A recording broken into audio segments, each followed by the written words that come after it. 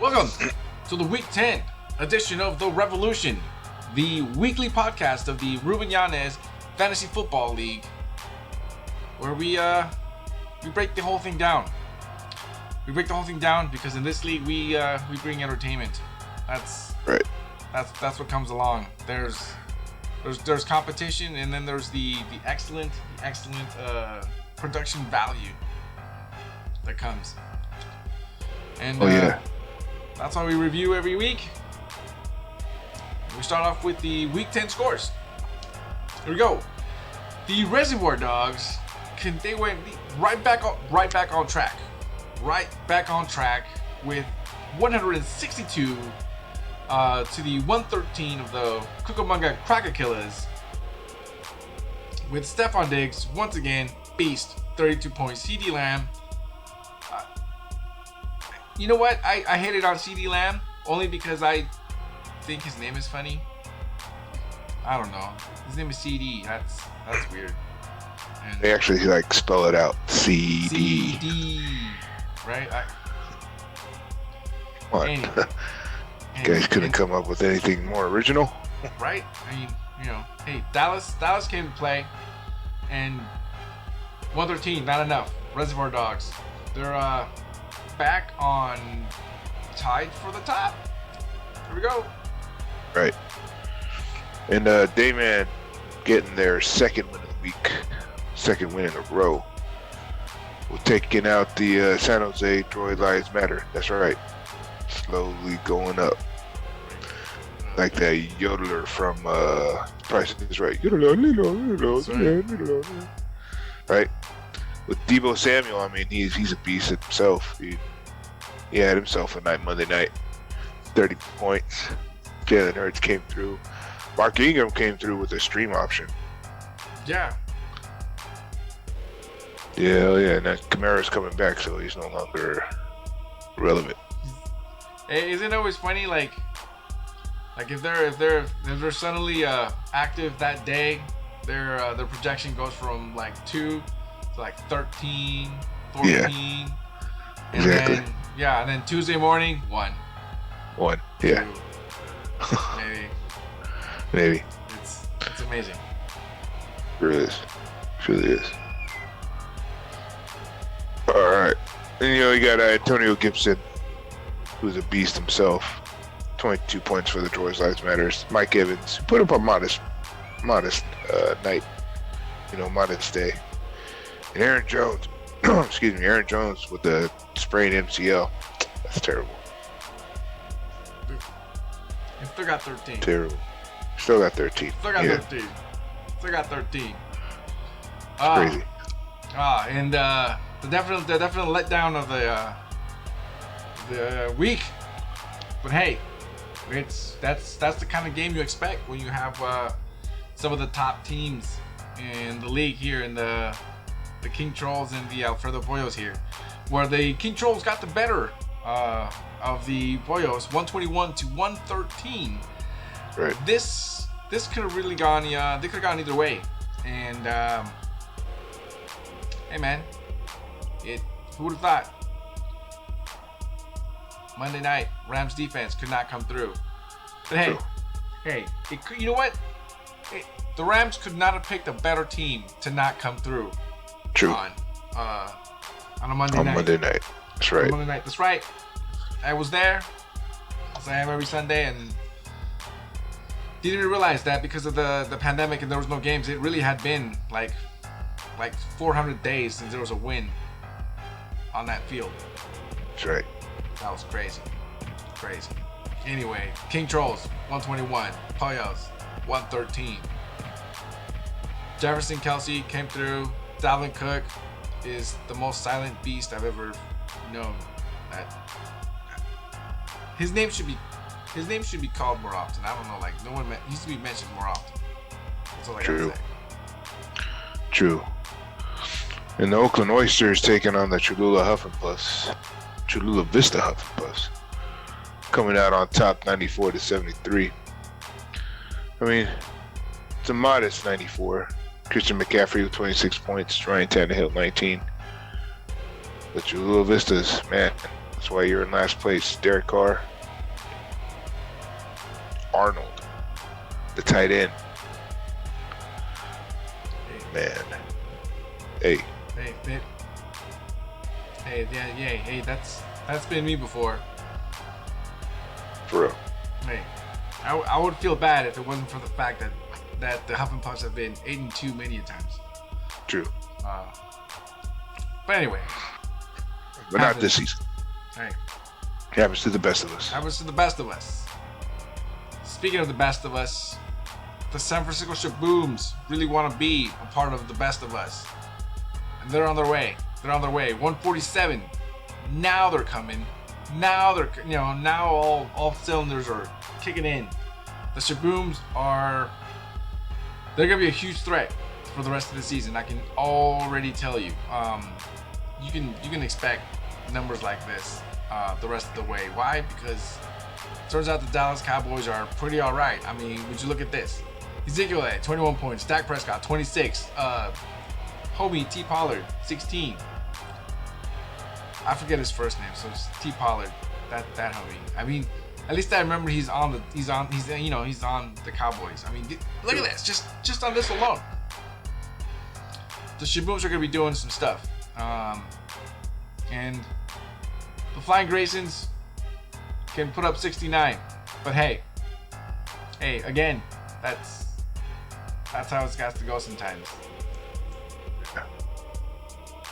Hey, again, 147 to 69. Shabooms over the Graysons.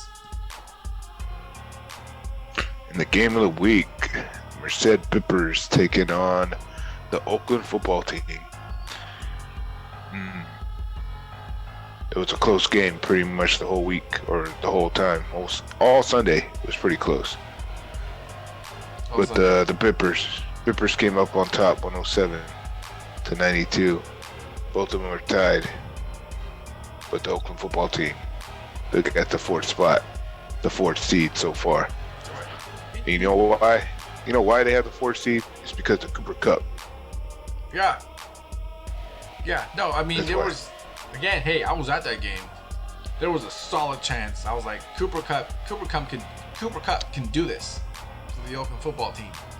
Oh, yeah. I mean, look, they put up 7 points, 10 points, and Cooper Kupp still got 24. I mean, that's the kind of action that Cooper Kupp gets on a losing effort. So, had it been the game the other way, I think he would have been very well on his way to giving the Oakland football team. Was it what would be? We'll look in the later in the video, but what would be a four-way tie? That's right. Wow. Four-way tie for the number one. I know, right? That's how it goes. All right, here we go with the Week 10 Honey Buns and Crumb Buns. Power through, cuz number one, but definitely not least, we got Stephon Diggs. 8 receptions, 162 yards, 2 touchdowns, 32 points. I feel like this dude has been on here more than once, and he definitely deserves it. That's just what he does. I don't know. There's not much else to say. The number 9 positional rank. I don't even know why it's so low. It's whatever, I guess. Well, he hasn't had the same season he had last season. That's true. And he actually, he had a couple of sneakers, but true. Look at this. Anyway, moving on. There he goes. That's the guy I traded for. Deebo Samuel, 10 touches, 127 yards, and 2 TDs, 30 points. Definitely help. And a really, really sweet chain. Yeah, look, see, positional rank, number 3. That seems about right. That's true. I did see that chain. That was a pretty sweet chain. Yeah, I think he said. I think that's supposed to be the chain that he wears once he realizes that he has dominated the team or something. It was, I don't know. He quickly mentioned it, but I like the chain. That's all. I don't like crumb bums. And out of all the crumb bums this past week, no more crumbier than these Las Vegas these Bears. crumb bums. That's right. These crumb bums right here. I mean, I guess someone's got to believe in them, but they shouldn't have. 41 points allowed, 1 fumble, -7 points. Terrible. Terrible. And the worst part is that this upcoming week, they're probably going to get like 19 points for no reason. But hey, that's week 11. Week 10, crumb bum. Oakland Raiders defense. Right. Oh, this guy, Mike Gesicki. 7 targets. He had 7 targets. Could not haul in one of them. Could not haul in one target. Not one ball. Not one receiving yard. Not one. But he got the point because they won. Yeah. Man, that was a terrible game. Luckily, the rest of the team picked up the slack for the one measly point. True. What a crumb bum. I know. We're skipping on a few of the segments. No bench or motherfucker that helped nobody. That's right. Moving on straight to the games. Does Big Daddy know? Here we go. Question number 1. Drew Brees broke which of these quarterback records of 48 consecutive games with a touchdown? Y.A. Tittle, Johnny Unitas, Terry Bradshaw, or Tom Brady?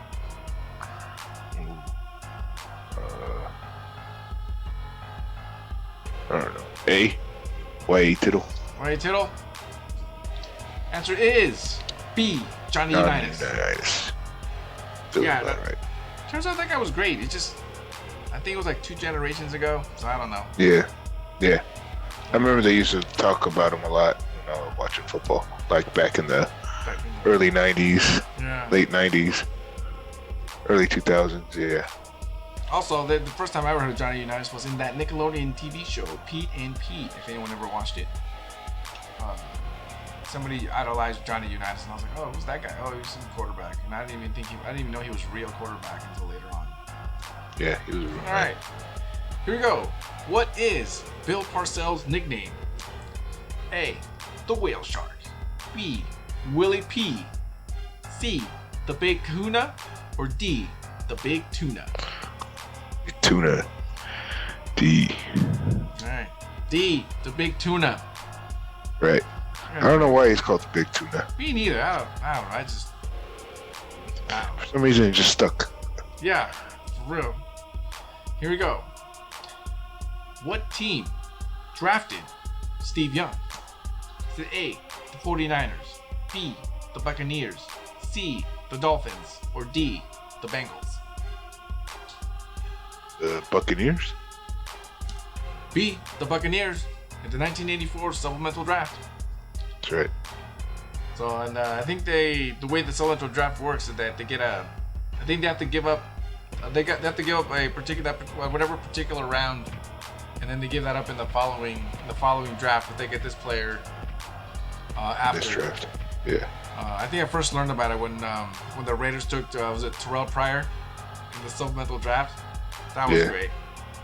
But by the way, fun fact: the Bengals actually they meant to draft Steve Young the year before, but he instead took that then lucrative contract or whatever to play for the was it the USFL? Oh. Yeah. So he played for them, and then after that, that's how he was eligible for the supplemental draft. But anywho, all right, here we go.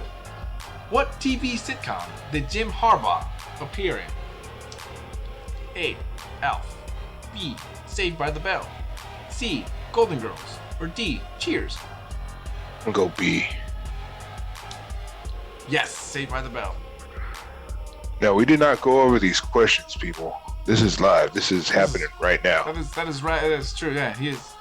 Don't ask me how I know this, but I know this. I'll be honest. Once again, so was a time when I was young and wasn't too much into sports because I wasn't yet exposed, and I was like, I like Saved by the Bell. Who's this guy? I don't know, some weird guy. He's wearing number 4. I guess he plays football. Right. And then later on, I was like, oh, Captain Comeback. Right. Yeah, he was actually a quarterback for the Colts that year, or during that time. Yeah. All right, here we go. Thursday night, we have the New England Patriots, who are favored by 6.5 on the road to the Atlanta Falcons, with the over/under being 46.5. Tom Brady's playing. Tom And Brady the is Atlanta not playing. Falcons, or they might show up, they might not. Cordero Patterson is a game time decision, so the Falcons are screwed. That's right. I don't know. I would like to believe in the Falcons, true. but they have no psyche. Their psyche is. I don't know.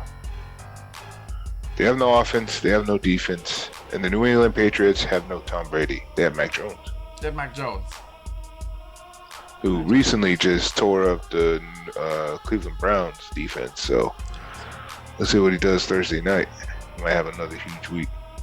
Yeah. Well, I think that this game is going to end up being completely not comical, but it's going to be complete. It's going to be a complete parody of the former Super Bowl or that. I'm taking the Patriots 28-3.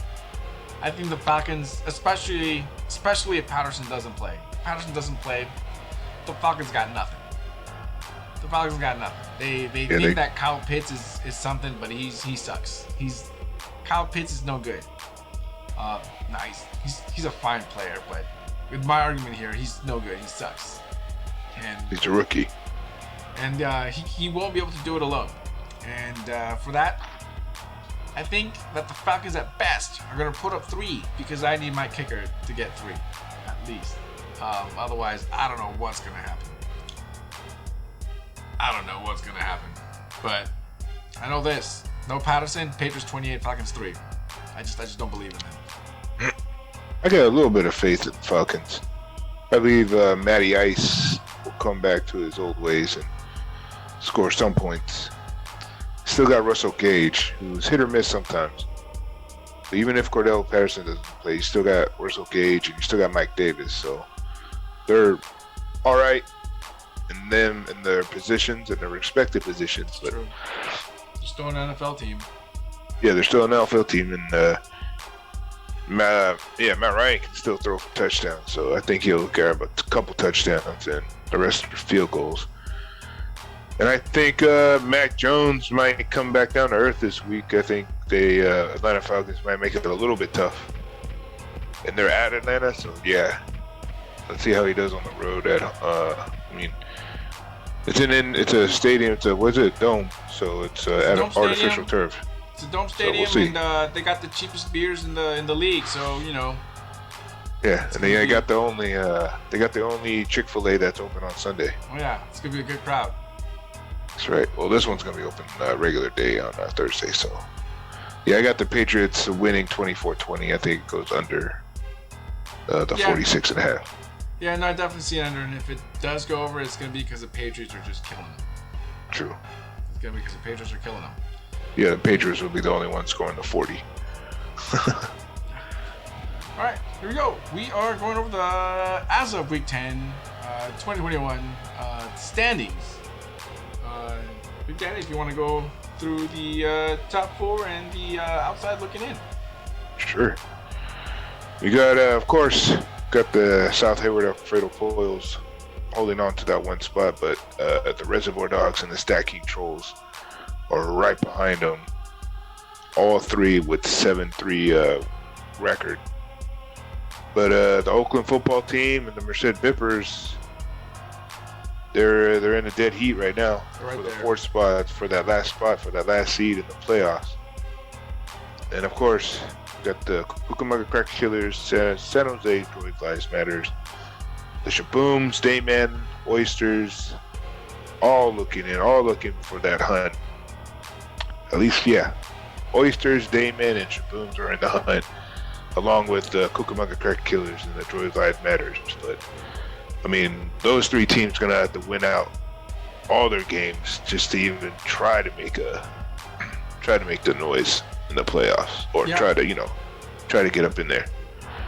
It's gonna be a lot of streaming options, a lot of flyers.